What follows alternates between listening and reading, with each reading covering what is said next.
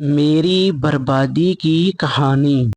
7 سال پہلے ایک لڑکے سے فیس بک پر دوستی ہوئی۔ ٹین ایج تھی میں تب۔ 2 سال اس لڑکے نے مجھے خود سے محبت کرنے پر لگوائی۔ پھر جب مجھے اس سے محبت ہوگی تو ہم بہت خوش تھے۔ تقریباً 4 سال پہلے جب ہماری ملاقاتیں شروع ہوئیں تو میں اس کو بولا میں تم سے ایسے نہیں مل سکتی، تم رشتہ بھیجو۔ میرے والدین نہیں ہیں، بھائیوں ساتھ رہتی، تب وہ کوئی نوکری بھی نہیں کرتا تھا۔ اس نے کہا گھر والے ابھی نہیں مانیں گے، مجھے اپنے پاؤں پر کھڑا ہو لینے دو۔ اگر تمہیں مجھ پر شک تو ہم خفیہ نکاح کر لیتے ہیں۔ جب میں جاب شروع کروں گا تو گھر رشتہ بیچ کر دوبارہ سب کے سامنے نکاح کر لیں گے۔ تب ہم نے زبانی نکاح کر لیا۔ اس کے کچھ دوستوں کی موجودگی میں ایسے ہی کچھ سال اور گزر گئے۔ ساتھ بہت خوش تھی وہ میرے ساتھ بہت خوش اچھا رہا۔ میں خود کو دنیا کی خوش قسمت انسان سمجھتی تھی۔ تقریباً 2 سال پہلے وہ باہر کے ملک چلا گیا۔ اس نے کہا 2 سال دو، واپس آ کر سب ٹھیک ہو جائے گا۔ باہر جا کر بھی اس کی محبت میں کوئی فرق نہ آیا۔ پھر اچانک معلوم نہیں کی نظر لگ گئی کہ اس نے اچانک سے گزرے نومبر مجھ سے بلا وجہ لڑائی کر کے بات کرنا بند کر دیا۔ نہ میسج کا جواب دیتا نہ کال۔ میں سمجھی یہ پاکستان آنے والا ہے، کیونکہ اس نے کہا تھا میں ناراض ہو کر تمہیں ایک دم آ کر سرپرائز دوں گا۔ پھر وہی ہوا، یہ پاکستان آ گیا۔ میں بہت خوش ناراض بھی تھی کہ سرپرائز کے چکر میں بلا وجہ ناراض رہا۔ میں بھی ناراض ہوگئی کہ اب آ کر منائے گا، پر انتظار کرتی ہی رہی، یہ نہیں آیا۔ میں اس کو کال کی کہ تم کیوں نہیں آ رہی مجھ سے ملنے۔ فروری میں اس نے کہا کہ ابھی ایمرجنسی میں آیا ہوں، مصروف ہوں، عید کے بعد آؤں گا۔ ساری رات ہم بات کرتے رہے۔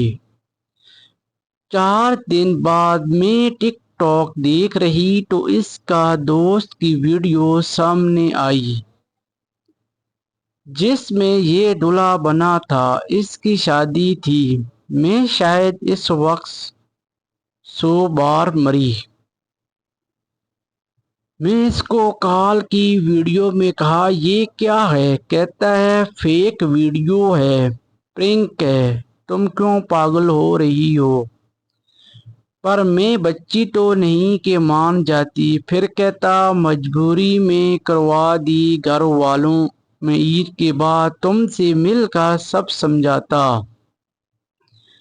پر پھر کیسے مہینہ انتظار کرتی۔ میں صبح ہوتے ہی وہاں گئی اور اس کے دوسری بیوی اور گھر والوں کو بتایا کہ میں اس کی بیوی ہوں۔ پہلے یہ اپنی اس بیوی اور ماں کے سامنے مان گیا کہ یہ میری بیوی ہے، دونوں کو رکھوں گا۔ میں اس کی ماں نے کہا کہ میں زہر کھا لوں گی اگر ایسا ہوا تو۔ پھر جب اس کا باپ اور باقی لوگ آئے تو یہ مکر گیا کہ نہیں یہ میری بیوی، اور وہاں مجھے معلوم ہوا وہ بھی اس کی اپنی پسند کی ہے۔ گھر والوں سے لڑ کر اس نے اس سے شادی کی ہے، کوئی مجبوری کی شادی نہیں تھی۔